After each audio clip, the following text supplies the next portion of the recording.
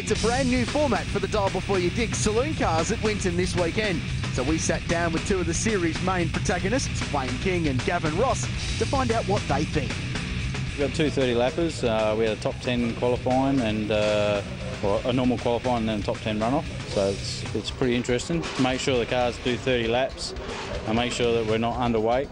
It's a bit of a challenge. Well, it's definitely going to mix it up because there's a lot more areas. You've got to pull tape off, and if people don't do certain things or they go over the pit lane speed limit, people are going to come out in all different places. So it's going to be traffic's going to be involved, and there's going to be heaps more to do.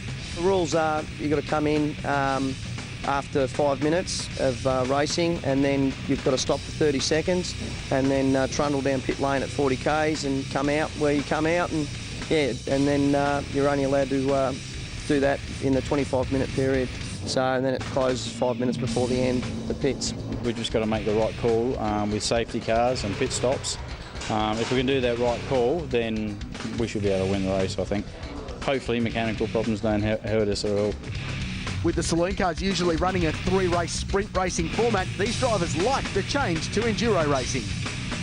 I like it. It's something different. The top 10 shootout was fantastic. That should be every time, I reckon. You can make some pretty big blues when the tyres are cold, and it sort of brings the field back. It's not. It evens things out a little bit, I reckon. Well, there's no doubt there's plenty to race for. A 1-hour enduro with a compulsory pit stop for race 2 in the Dial Before You Dig Saloon Car Series. There's the grid. Simon Taberner starts from pole position. Wayne King, who's been so strong throughout this season, starts alongside. Then Sharp and Nolan.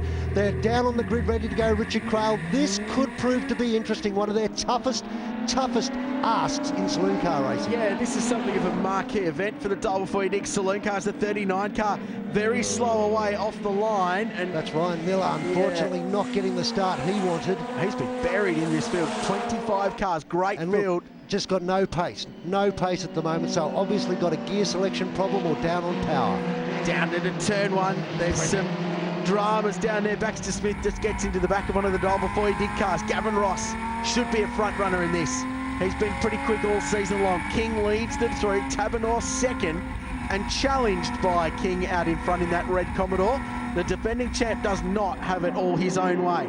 Oh, those cars would be so slippery going down through that sweeper for the first time with cold tyres. And look at this, 24 cars have fronted up here at Winton this weekend for this battle. That is enormous by any standards. Yeah, it's a fantastic field, especially on a tight, twisty circuit like this. Sean Woodhouse, the Victorian Highway Patrolman from Victoria's finest, working hard behind the wheel. He's just buried in the middle of this pack. Gee, it's competitive, the saloon cars. Great race yesterday.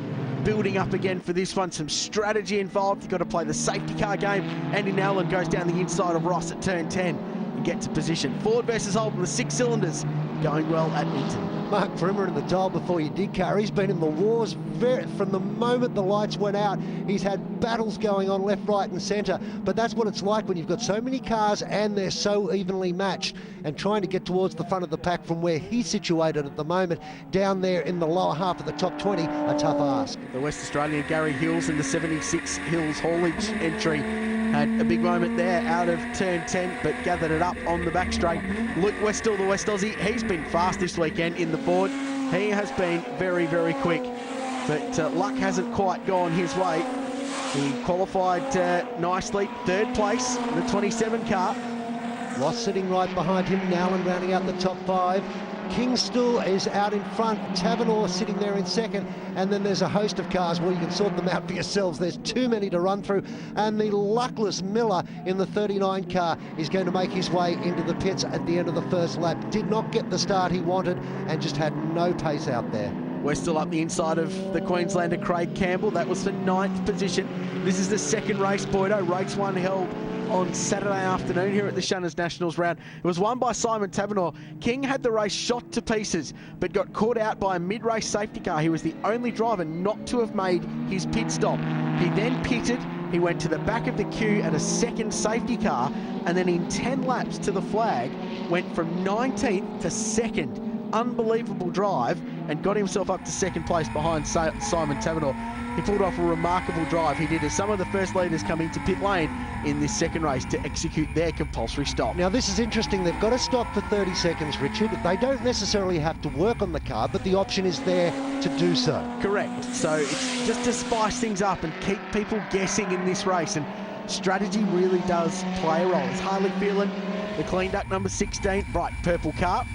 Well, there'll be people out there saying that this is a complete waste of time. We've got King Tabanor and Ross all in the pits, but think about it. This brings, as you said, the strategy in. It brings the team into the racing and gives them something to not only think about, but to think about very hard, because you can lose the race if your strategy's wrong. If you come in at the wrong time, if you make the mistake, or you take the punt and stay out there, it all boils down to exactly what happens out there on the race, particularly with safety cars. Yeah, correct. Absolutely. Gavin Ross back on the racetrack. You just see Wayne King in the background leaving pit lane. He's back out. So the battle will be on. It's going to be a race between King and Tabanor. They've been the two dominant drivers. And maybe the West Aussie Travis Sharp, the first of the Fords so far this weekend in the 23 car. He's been pretty good. Well, Travis Sharp didn't come in. Now, don't forget, if King Tabanor and Nallen all get caught up in traffic and can't put in the lap times, he could jump them, leapfrog them into the race lead. Phelan brings his car in, so you've got to remove that strip from the window. That indicates that you've completed your compulsory stop. So you do have to work on it. Well, you do, absolutely. There's some work to do. But you sit there for 30 seconds. Oh, Nolan goes down the inside. One of the regular front runners, Boydo, in the Victorian Series, and gets the pass done and goes straight to pit lane. Yep, and goes in for his compulsory pit stop, get it out of the way for Nolan. Victorian brings his car into the pits. He'll have a sit and wait for 30 seconds and see where he emerges. Now, that will be the interesting part as we watch this battle with Ross on screen at the moment. Gavin Ross on the outside, the Blackwell Race Engines machine, with Hills trying to defend the inside line at the moment. They go through side by side and both run wide, but it'll be interesting to see where Nolan comes out onto the track, because they've pitted at different times, so maybe he might be able to jump up a few spots. Yeah, Gavin Ross must have had dramas. Back down dicing for 10th position, and a good opportunity to catch your breath sitting in pit lane. There's Tabanor, defending champion. Made it very clear that he came back this year to win back-to-back titles. Hasn't been done in saloon car racing since 2006-07 when Bruce Heinrich did the double. So he's very keen for a big year. Moss comes in the second of the dial before you Digg's car, number 42. Nolan just about to rejoin the circuit and theoretically should be ahead of Simon Tabanor.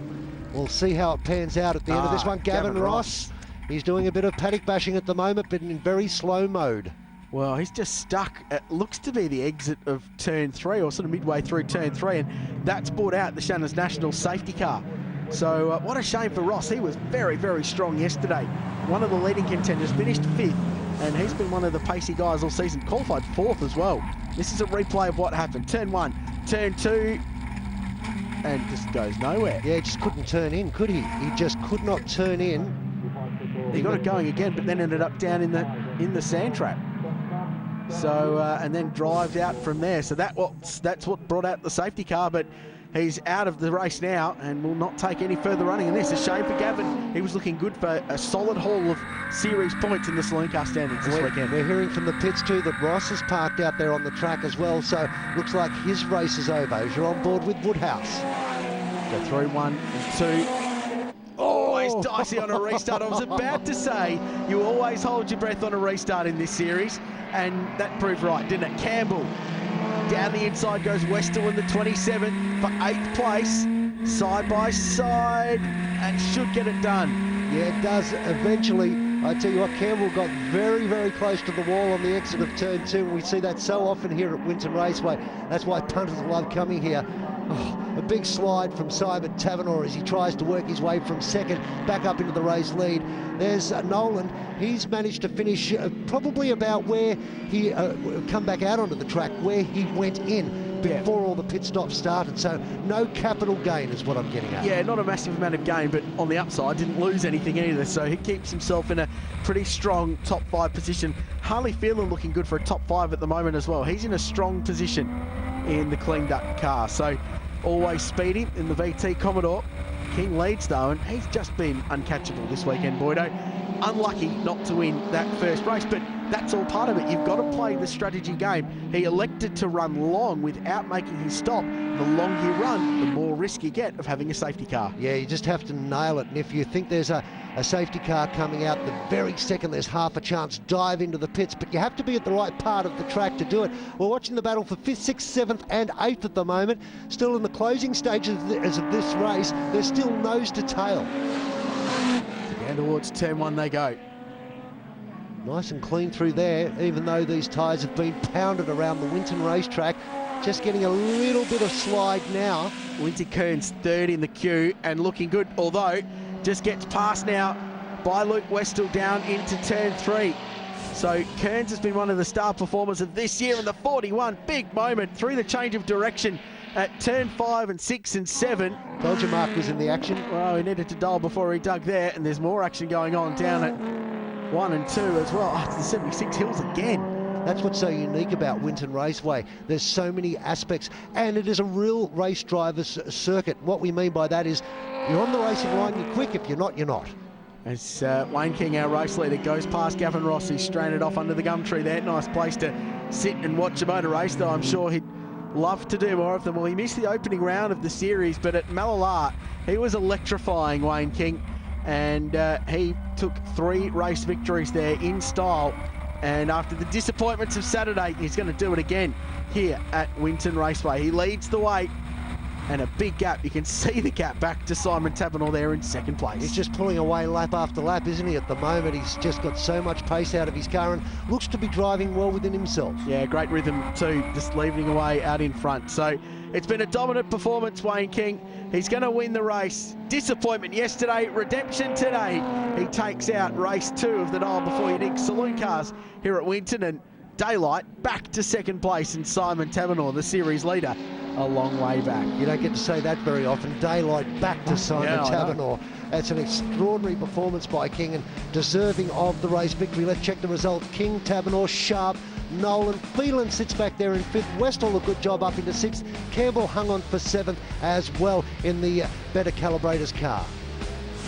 Just the car's really good, so you know you just got to get in it and really drive it hard, which we did.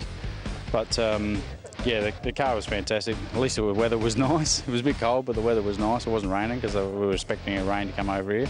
But yeah, just pushed really hard, and it was really good. It was pretty good today. It was at the end of the day, it was double points round. We've got to take points out. I mean, Wayne's car was tremendous all weekend. He's been quick all weekend, and if somebody had offered us a 1st and a 2nd at the start of the round, I'd have took that. So, but it's more damage limitation when it's double points round sort of thing. So. Well, there are the series standings at the moment. Simon Taberner still out in front. Kearns sits there in 2nd. Phelan in 4th. Gavin Ross. Then back to Craig Campbell rounding out the top 5. It's been a fascinating round. The guys have really worked hard with such extraordinarily long races compared to what they're used to, Richard. They have, Boydo. Thanks to you, thanks to Aaron Noonan and our entire team. That's it from round 4 of the Shannon's Nationals at Winton. We'll see you at Sydney Motorsport Park for round 5 in July. He's on his charging through the field. There's contact. The moment, look at this, off-road in the paddock as well. They go through side by side and both run wide. The turn 3 contact between the leaders.